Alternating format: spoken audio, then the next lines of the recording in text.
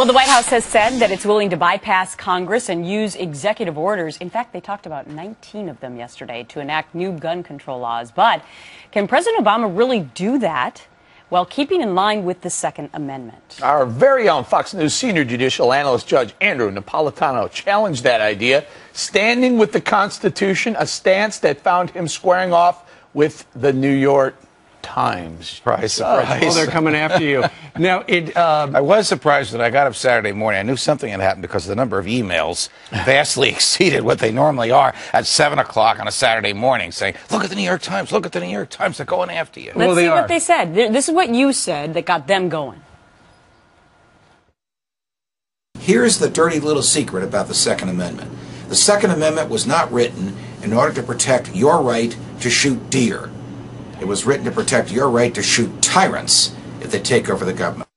Okay, so in response... That was just a little blurb in the D.C. Bureau for Greta Wire.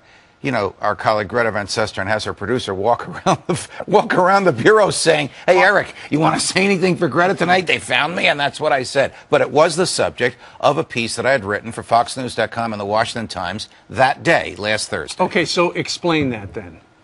Second Amendment was not written to protect the rights of hunters because the people who wrote it already assumed that everybody had the right to hunt because that's the way a lot of them gathered food for their families and for their businesses. But they had just finished fighting a revolution against a tyrant, King George III, and the mightiest army and navy known to the world at the time, that of Great Britain. And the only way they were able to do that was because they had the arms and armaments with which to fight the tyrant.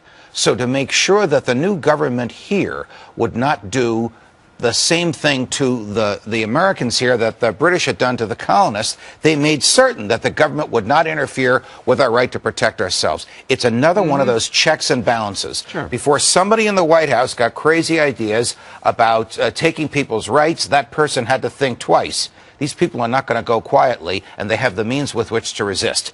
That's the whole purpose behind the Second Amendment. When you hear a politician saying it's for hunting, that's code for, I don't believe in the Second Amendment. Okay. So the New York Times heard that little clip. It's amazing what they watch, right? Yes. And here was the quote that one of their columnists had about you. These extremists, I guess they're talking about you, Judge, make sensible, reasonable gun control hard to discuss, let alone achieve in this country, because they skew the conversations away from common sense solutions on which both rational gun owners and non-gun owners can agree. How do you respond?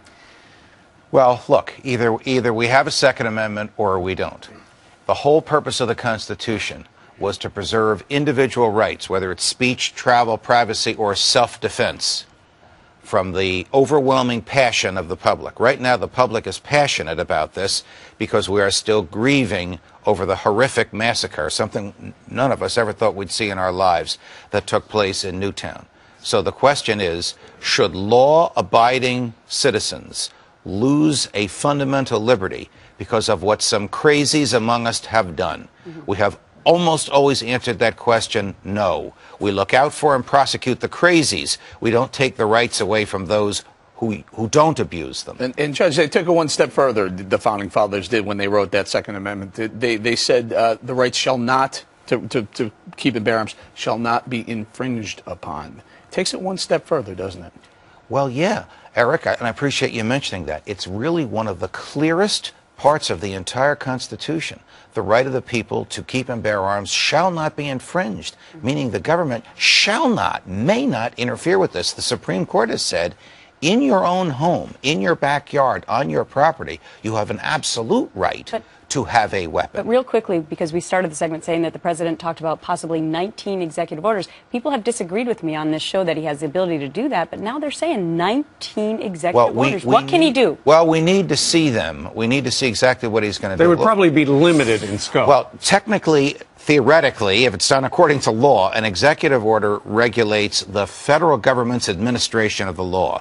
So it can't target any individual. It can target the way the feds administer the law. So he could say to the DEA, I want you to start harassing gun dealers, make it more difficult for them to import or to transport guns. One of the worst things he might do that's being discussed is he could say to the EPA, the Environmental Protection Administration, there's lead in bullets. let's start charging people more for the bullets because lead impairs the atmosphere. They actually tried that in Chicago, and it was defeated. So once we see that list, we'll know whether or not the president and this administration are faithful to their oaths, their solemn oaths to uphold the Constitution, which includes the Second Amendment. All right. Judge Andrew Napolitano, who is now in a tiff with the Times. Judge, thank you very much for Pleasure, dropping guys. by.